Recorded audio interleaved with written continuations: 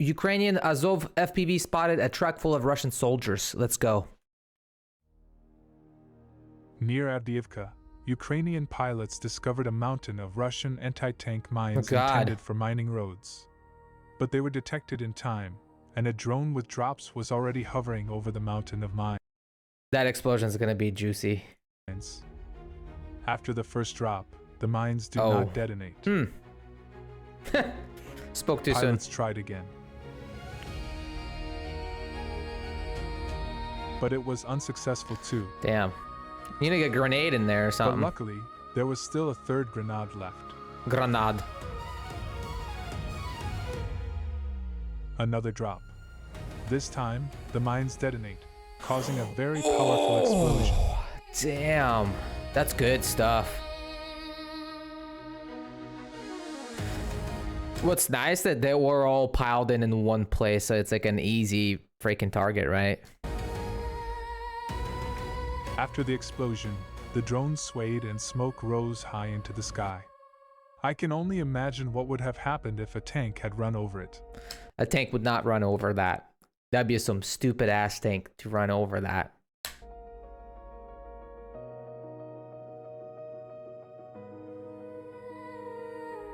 Yeah, that's a good explosion. Luckily, it's all piled in one.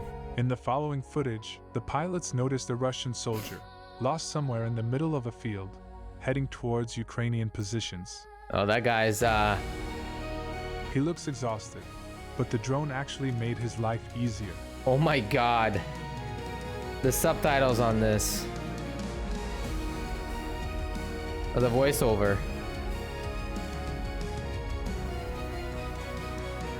Just sent to the meat grinder. The drone is approaching, but he doesn't seem to see or hear it, and just keeps walking.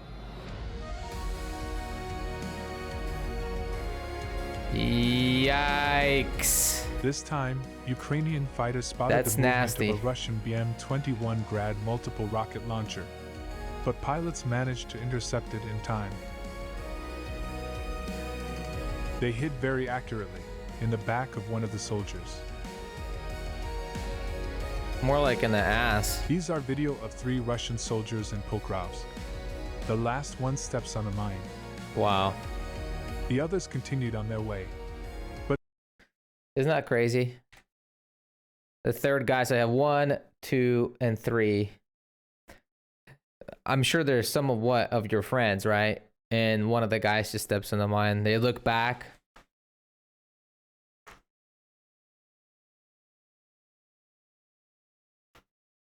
It's good. Keep going. I'm alive. One steps on a mine.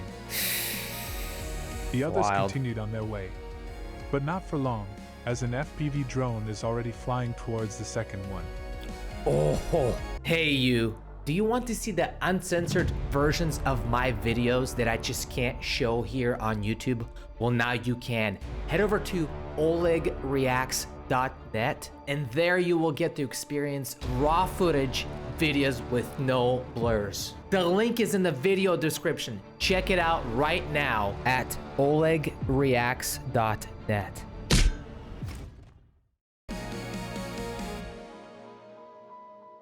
The third decided to hide in the grass. But even there, he was found. Yeah.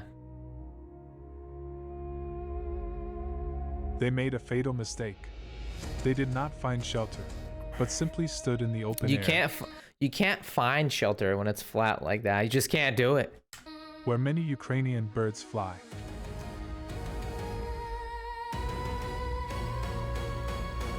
This was discovered using a thermal imaging camera Nighttime in the middle visions. of the bushes. Wow.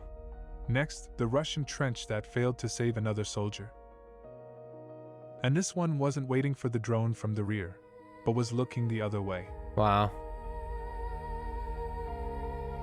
There are 3 more here, standing in a trench, shooting back.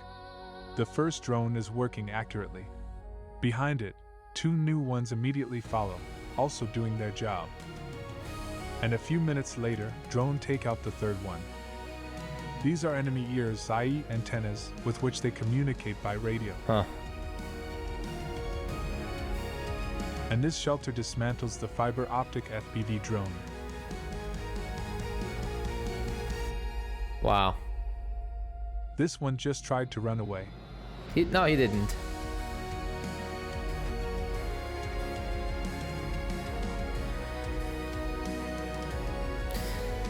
Yeah, that's wild, man. How Another many Russian passenger car, videos this we time get. without a crew. A few minutes later, the vehicle catches fire. I guess he really didn't need the second drone in there. Next, they practiced on Russian motorcycles, which they use every day to attack Ukrainian positions in small groups.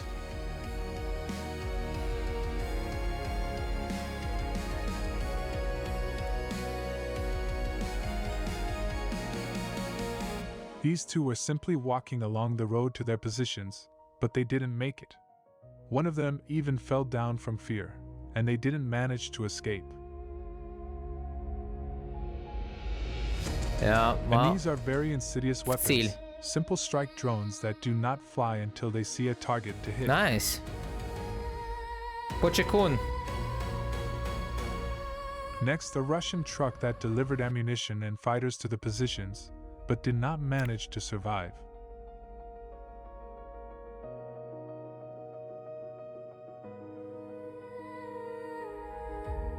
Quadricycle.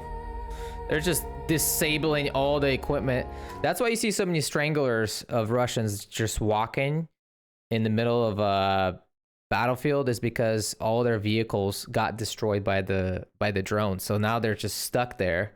A lot of them actually don't even surrender, because their Russian officers tells them, if you surrender to the Ukrainians, they will kill you. And that's actually not true. But that's what the Russian officers tell their soldiers, so that way there's not that many captive POWs, right? So it's pretty rough, man. It's pretty crazy. In this case, the Russian cannon, which fired on Ukrainian soldiers every day, will no longer be able to do so. Nice.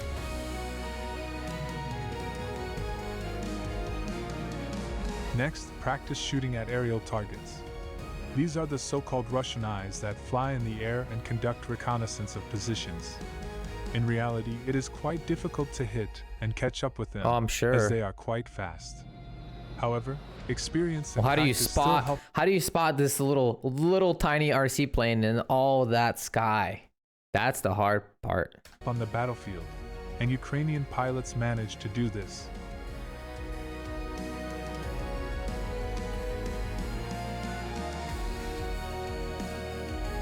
That one looked like a wiener.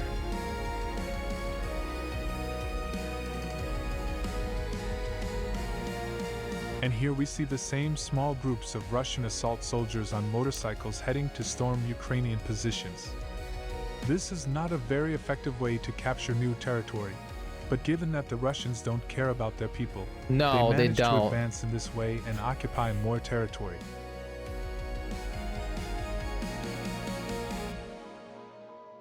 Yeah, see what happens? They destroy their motorcycles, and then there's stranglers out there in the middle of the... Straight ahead, an enemy dugout. The pilot carefully flies the drone between the trees and flies right into it.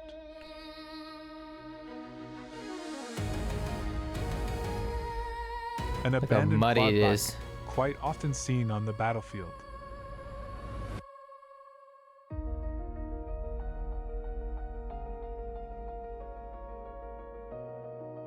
He thought that a concrete pillar would save him, but perhaps he only made things worse for himself. Huh.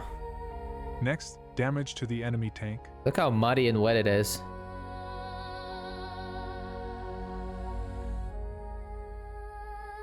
Jesus. This silhouette resembles a garbage bag. It is a Russian soldier wearing an anti-drone cloak. So much for anti-drone cloak. Let's see that again. I gotta see that again. This silhouette resembles a garbage bag. It is a Russian soldier wearing... Well, he kind of saved himself. He kind of helped himself out as far as putting himself into a garbage bag before he you know. An anti-drone cloak. The next one decided that trees without leaves would help him hide. This house was once home to ordinary people, but now it is used as a hideout by Russian occupiers. However, Wild. from time to time, they get what they deserve.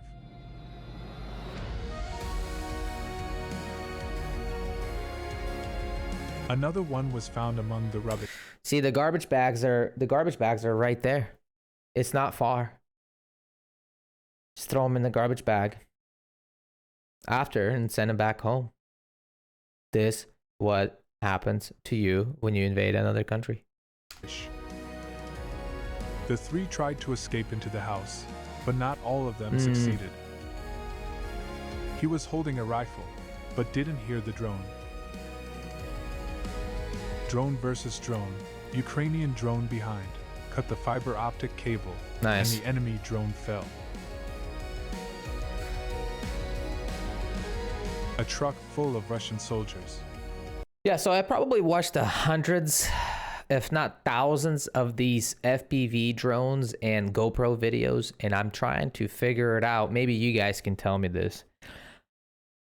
How many more? How many more do they have? How many people do they have left to do this? I'm talking about the Russians. How many more bodies do they have until they have no more? That's the real question that I have for you guys. And here's my thing. Some people might think, well, Oleg, listen, the Russians have won almost every war in history, or a lot of them. Okay, I'm not gonna go into detail, but the war of attrition for Russia's been working, right? World War II and mostly World War II. Let's just talk about that, right? Russia, Soviet Union, let's take it back. Soviet Union was different from Russia now, right? Because Soviet Union was a lot bigger because there was a lot of countries involved: Ukraine, Belarus, Kazakhstan, Uzbekistan. There were so many, not Poland. Yeah, I already said Belarus. Anyways, so Russia has a lot less people now, today in 2025, versus what they had in Soviet Union 30 years ago or more. 40 years ago. I'm sorry. Time's kind of going by quick. So how many people do they really have now? You know what I mean? How many soldiers have they lost, and how many more can they afford to lose? Because the birth rates in Russia are not great. They're not. And on top of that, you have all these deaths. So what do we have? Do they have enough men for another year, 2, 3, 4, 5 years?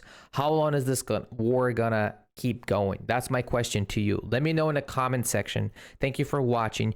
Підпишися безкоштовно, and we'll see you guys next time. До побачення.